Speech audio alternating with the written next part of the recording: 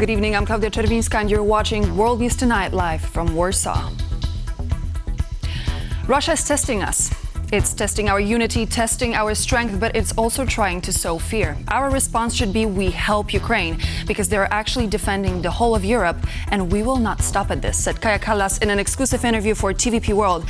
And as the Ukraine Defense Contact Group meets in the Belgian capital, we have our correspondents Angela Skujins in Brussels and Alex Kadier in Kyiv standing by. We will get more from them in just a moment, but first the rest of our top headlines. So, good morning. Over half of NATO countries commit to buying U.S. weapons for Ukraine. Great to be here. NATO to implement additional counter-drone measures. And October 15th marks European Breast Cancer Awareness Day. We need to respond to threats to Europe so our people are not in any danger. That's the warning from the EU's top diplomat Kaja Kallas, speaking exclusively to TVP World at NATO headquarters. Her message comes as Europe pushes for a so-called drone wall to counter a spike in hostile airspace incursions.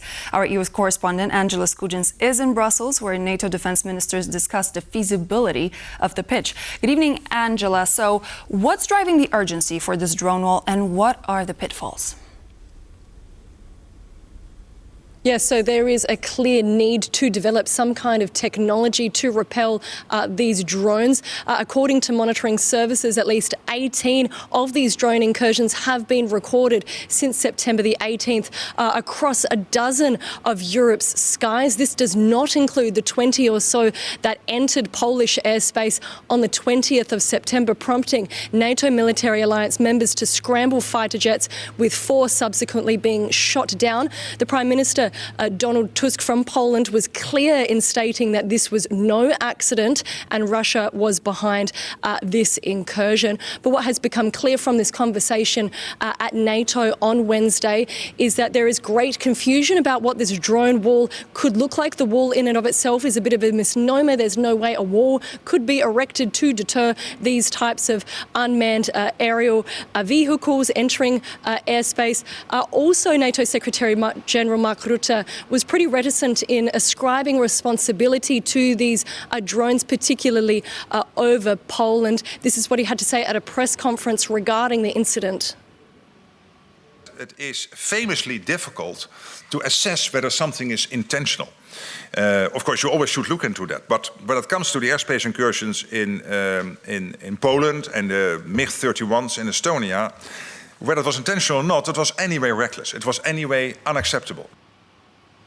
NATO Secretary General Mark Rutte speaking there, clearly in contrast from what we're hearing from officials in Warsaw, stating that this was Russian provocation. TVP World put these comments from Rutte to the EU's top diplomat Kaja Kallas in an exclusive interview. She stated that whether or not it was intentional, Europe needs to form a robust response to protect Europe's citizens and to also show Ukraine that it will continue to be an ally in the war. Russia is testing us, is testing our unity, is testing our strength, but is also trying to sow fear inside our societies, to say that, look, this war, we are bringing this war to your territory, so you should refrain from helping Ukraine. Our response should be, we help Ukraine because they are actually defending the whole of Europe, and we will not stop at this. The EU's foreign policy chief Kaja Kallas speaking there about the need to develop a drone wall. And while the conversation certainly is picking up, holes are emerging regarding how will it work, who will steer the ship and what enemy they are fighting. Hopefully we will get some clarity in the near future. Thank you so much. That was Angela Skujins reporting live from Brussels. For more reaction to our exclusive interview with Kaja Kallas and the discussions on Ukraine at NATO HQ, let's go straight to Kyiv and our correspondent Alex Kadier. Hello, Alex. So we've heard pledges of European support and tough talk from Pete Hegseth. Good news for Ukraine? Well, the first thing to say, Claudia, is that Ukrainians will welcome any support from European allies, from the United States, because they are once again facing a brutal, long, cold winter, as they have for nearly 4 years since the start of the full-scale invasion. We've seen that with blackouts here in Kiev, blackouts in Kharkiv, serious damage done by the Russian armed forces to this country's gas infrastructure, which of course ties into that electricity grid problems and those ongoing repairs. We've heard Kaja Kallas talking about that previously, but there is one aspect. There's about that support for Ukraine, keeping Ukraine in the fight, keeping Ukraine able to defend itself. That does not solve the problem of how to end this war. Well, as you heard my colleague Angela Scutchins there speaking exclusively to the EU's top diplomat Kaja Kallas, she asked her if the US should be doing more on sanctions against Russia, putting pressure on Russia. This is what she had to say. If everybody would do what we have already done when it comes to sanctions and pressure on Russia, I think we would be in a different place. Really, that's why we call on all allies to do the same. We see, for example, that the sanctions on Shadow Fleet are really having a huge effect on Russia. We see their economy is not doing well. Kaja Kallas there clearly wanting the US and others to put more pressure on Russia. She and so many others see that as the only way to end this war. Now, we also heard in Brussels at NATO HQ from Pete Hegseth, the US Defense Secretary, talking tougher against Russia, certainly much tougher than the US has done 6 or 8 months ago. This is what Pete Hegseth had to say. Now, if this war does not end, if there is no path to peace in the short term, then the United States, along with our allies, will take the steps necessary to impose costs on Russia for its continued aggression. If we must take this step, the U.S. War Department stands ready to do our part in ways that only the United States can do. So tougher language from Pete Hegseth there, and we've seen a response from that. Germany pledging €2 billion in further support for Ukraine. Ukraine estimates its defense budget needs next year, 2026, $120 billion. So still a long way to go. There is one aspect, as I said, keeping Ukraine in the fight, allowing it to defend itself. But the questioning of ending the war will require far more pressure. And as Ukraine now stares down the barrel of yet another long, cold winter, there is no end in sight yet to this war, Claudia.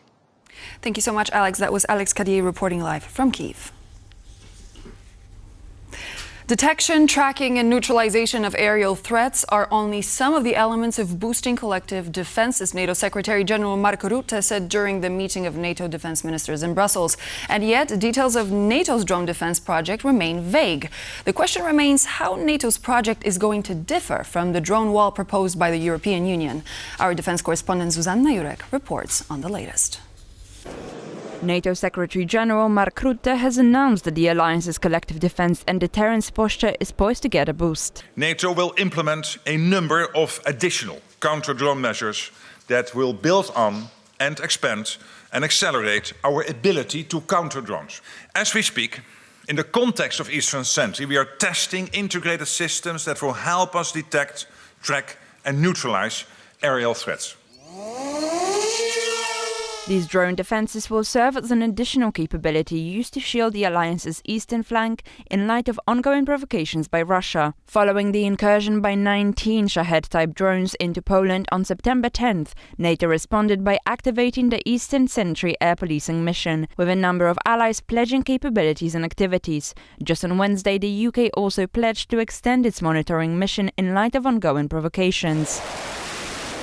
However, as experts note, promising capabilities does not necessarily mean being able to address the threat effectively. Russians are using very cheap measures, simply using these high-end missiles to shut down drones over civilian infrastructure is dangerous because of debris and parts of missiles and drones which may fall to people and infrastructure. Additionally, details of NATO's drone defenses project remain vague, with some questioning whether it will just be a replica of the EU's recently proposed drone wall. Rutte insists synchronicity. There is no duplication. Let me say it once and for all. The EU and NATO are working hand in hand, closely together. Experts suggest a burden-sharing model could be put in place. So what is likely going to happen is that NATO will be in charge of the military side of things and that the EU would provide financial and political backing. for the drone wall. Politicians close to the matter point out the complexity of dealing with a constantly evolving threat. When it comes to drones, one of the problems, of course, is that it's a little bit more difficult to find the right model, what to invest in, because the technology is progressing so fast. And also, peacetime needs and wartime needs might be very different. Technology you would use in a war, the way Ukrainians are using it. But responding to the threat effectively is not just a question of capabilities, but also agreeing on the nature of the threat itself. And in that case, the NATO alliance would have to come to a consensus on the intentionality of Russia's violations of NATO airspace. There has been a debate within NATO how to respond. So there were some concerns that it would be premature to use force. The message about Allied resolve needs to be clear and it needs to be concrete. And for those countries who are unwilling to call a spade, or they're more cautious about calling a spade, then I think there should be a political reminder of what it means to be in a defensive alliance. Some, including Lieutenant General Bozeusz, have no doubts. It's not a question of if, but when. NATO always did. The only challenge was it sometimes took a little bit longer. But I think that thanks to the actions of the Russian Federation, all of our allies realized that we need to deal with this problem. We cannot postpone it. For TVP World, Zuzanna Jurek. And now let's move to Moldova, which may have a new prime minister this week. And his background has raised a few eyebrows. Alexandru Munteanu has been nominated by the ruling pro-EU party of Action and Solidarity to head the government. He's an economist who has spent the better part of the last 20 years in Ukraine. Andrew Sweeney has the latest on what this means for this strategically important country. Moldovan politics are rarely uneventful, but the nomination of a new Prime Minister is notable for the candidate's unusual professional background. Alexandru Munteanu, an economist, university professor and businessman, has reportedly been tapped by the pro-Europe PAS party to become Moldova's next Prime Minister. The news comes after the surprise resignation of Dorin Răzcean, who led PAS to victory in last September's parliamentary elections, a campaign marked by interference from Moscow. I want to thank Mr. Alexandru Munteanu for accepting to come and lead the next government. His professional experience, his experience in growing people, being an economist, entrepreneur and investor, will bring exactly that new breath in the government and society that we need to develop the economy. Munteanu has spent much of the last 20 years in Ukraine. Since 2007, he has played a leading role in the management of Dragon Capital, an investment firm based in the country's capital, Kyiv. He's also held senior positions at the Moldovan National Bank. You know, he comes from the business sector and not from politics, as you clearly mentioned, or defense, reflecting actually the government's priority, which is economic growth. For the last year, we have an economic growth of 0.1%, which is not okay for a future EU member. One of Munteanu's priorities on accepting the position will be to implement Moldova's new 2025-2035 military strategy, aimed at making the country's minuscule military viable in combat and aligned with NATO standards. Chisinau insists it will maintain its neutrality. We want to Europeanize our army. We want to make it more suitable for the needs of the current situation on this hybrid front opened by Russia against us and against our partner states. And of course, this takes in account that the Republic of Moldova is a neutral country. The military plans have drawn a predictable reaction from the Kremlin, with government spokesman Dmitry Peskov warning Moldova not to suffer the same fate as Ukraine. For TVP World, Andrew Sweeney. Every day in Europe, 1,800 women are diagnosed with breast cancer, and that's 1,800 too many. In Poland, only 30% of women use the opportunity for breast cancer screening each year. The main reason? Fear of finding out about potential sickness. As October 15th marks European Breast Cancer Awareness Day, Anastasia Yanchenko has more on the ongoing battle against this treacherous disease. Breast cancer, the most common cancer among women worldwide and the leading cause of cancer-related female death. October is a Breast Cancer Awareness Month, with the 15th marking European Breast Cancer Awareness Day. Between 2022 and 2025, 2.3 million new breast cancer cases occurred globally, with 600,000 resulting in death, according to the newest UN data. If current trends continue, by 2050 there could be 3.2 million new cases and 1.1 million deaths annually. This means 1 in 20 women will be affected. There is still an increased amount of breast cancer despite there being better treatments. It can be hard to feel a lump in the breast, especially if it's deep in the breast. By the time a woman can feel the breast cancer, it's usually around 2 centimeters. Reports from Poland are also alarming. Since 2022, around 25,000 new breast cancer cases have been diagnosed each year. It has become one of the leading causes of premature death among women in Poland, with approximately 6,000 fatalities annually, according to the National Cancer Registry. Only 30% of women in Poland go for a screening. Out of 100 eligible women, only 30 attend the examination. We don't go because we are still afraid. Women most often cite fear or say the doctor didn't tell me and I feel healthy, but it could be a trap. Since the 1980s, October has been dedicated to women's health, focusing on breast cancer awareness and patient support. In Poland, public buildings light up in pink, with hospitals and influencers running educational events and screenings. But it's also important to remember those already battling the disease need support throughout their journey. In Warsaw and across Poland, dozens of centers offer care and assistance to those facing this challenge. The strength of support between patients is truly powerful. We women can give each other so much. A patient can provide incredible support to another patient because she has gone through or is going through the same thing.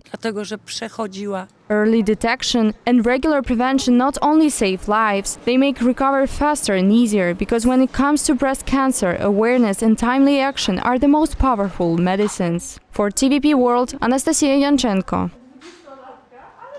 Is Donald Trump on a peacemaking spree? After his latest success in the Middle East and the Caucasus, is the U.S. leader going to take up the final challenge and see it through? And most importantly, after months of failed diplomacy, what has become the U.S. policy towards the Russia-Ukraine conflict? Joining me now on World News Tonight is Daniel Fried, former U.S. ambassador to Poland. Mr. Ambassador, thank you so much. It's great to have you back on the show. Thanks for having me.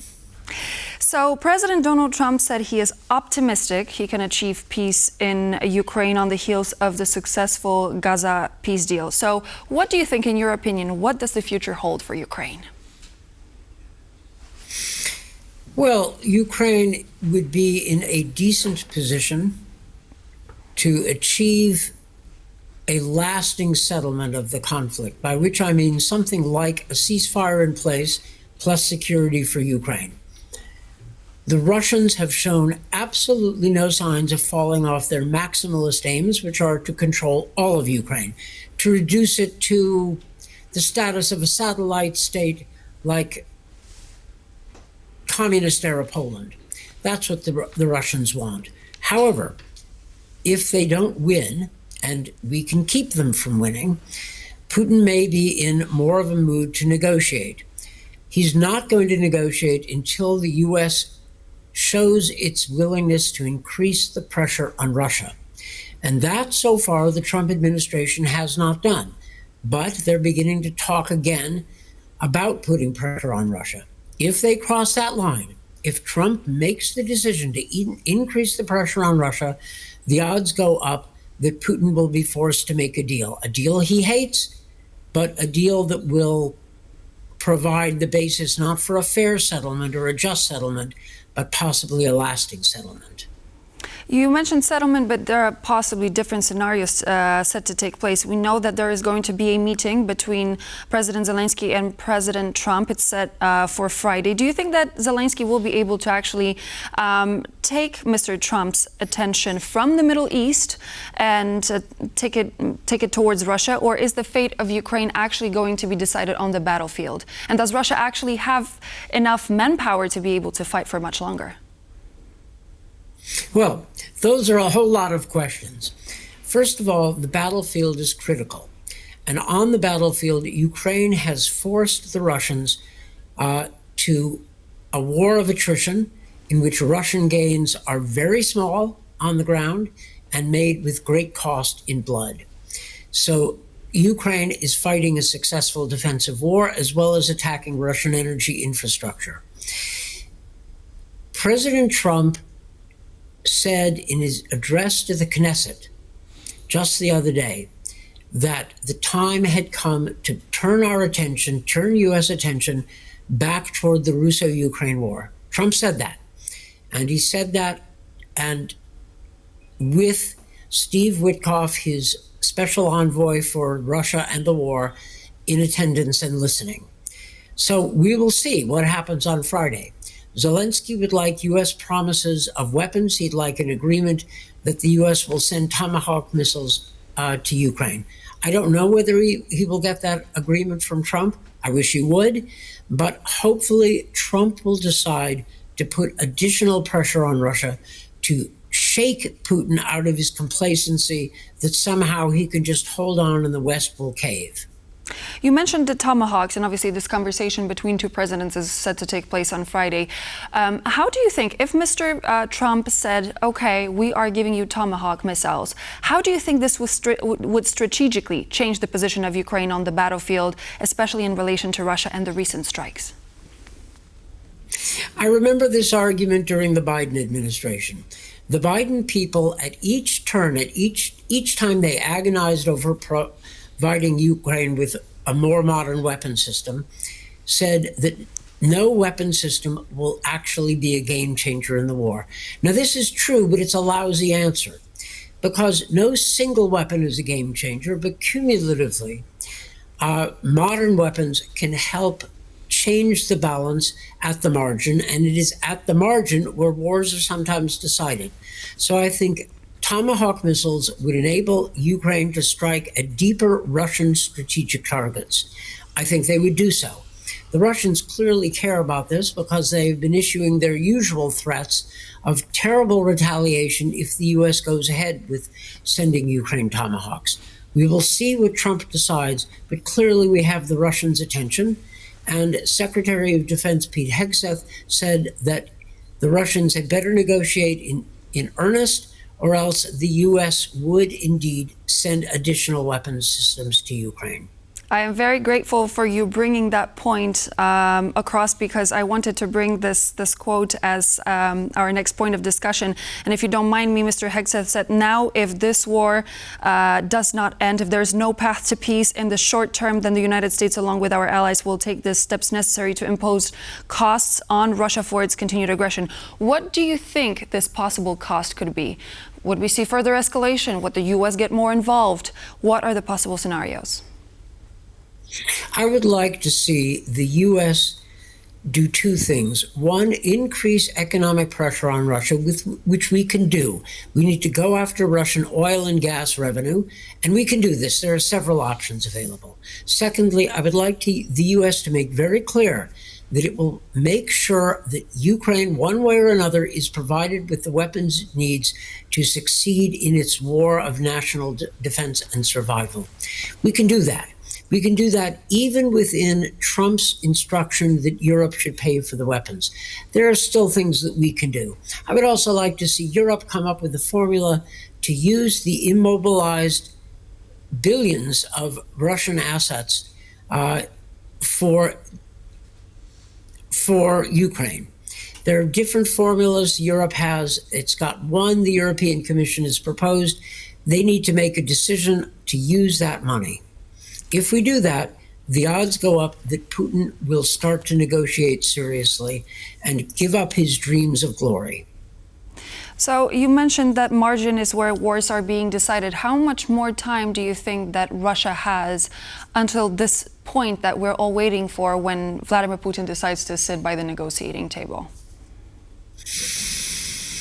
Well, Putin is behaving rationally within his frankly evil frame of reference, by which I mean, as long as Putin thinks that there is a reasonable chance that Trump will cave, or that Europe will split, or that, say, anti-Ukrainian political parties will take power in some European governments. As long as Putin believes these things are possible, he will hold out for maximum advantage. It is only when he realizes that those hopes are not going to materialize that he will change his position. Putin doesn't want to give up his dreams of conquering Ukraine, but he may have to, especially if we stand strong and as strong as the Ukrainians have been standing. You mentioned in our conversation just a moment ago that U.S. Defense Secretary Pete Hegseth also stressed the importance of having Europe purchase more weapons in order to transfer them to Ukraine. How much longer do you think that the European Union, the European continent, can actually provide more arms and provide more financing for Ukraine while being sufficient at arming itself in face of the Russian danger from the east? Well, that's why I mentioned earlier that Europe should figure out a way to tap into or help themselves by using the many tens of billions of euros of immobilized Russian foreign exchange reserves. It's not easy to find a way to use them. But frankly, rather than have German, French, and Polish taxpayers pay for additional weapons for Ukraine, it would be nice to have, well, the Russians pay. And there are various ways to do this. The European Commission has proposed a path forward. I know that there are some details to be worked out, and I hope the Europeans make these decisions quickly. Because but see, the decisions need resources are time. there. Decisions need time, especially when it comes to, being in charge of finances of another state. So how do we sort this? We don't have the time. War can have a way, or ought to have a way, of speeding up decisions. Part of the problem is that the Ukrainians are thinking at a wartime pace because they're in a war. Much of the rest of the West, Europeans and Americans, are thinking still in a peacetime pace because we are mostly at peace. But that peace is fragile. And in fact, Russia's current aggression against Poland, against Europe generally, needs to focus minds. We need to start speeding up our decision-making processes to be commensurate with the actual threat from Russia that we really face. Ambassador, thank you so much for joining me on the program. Daniel Fried, former U.S. Ambassador to Poland, was my guest here on World News Tonight. Thank you. Thanks for having me. Pleasure. And so this would be all for now. Thank you very much for joining me. I'm Klaudia Czerwińska, and I hope to see you back here on TVP World for more news and features in just a moment.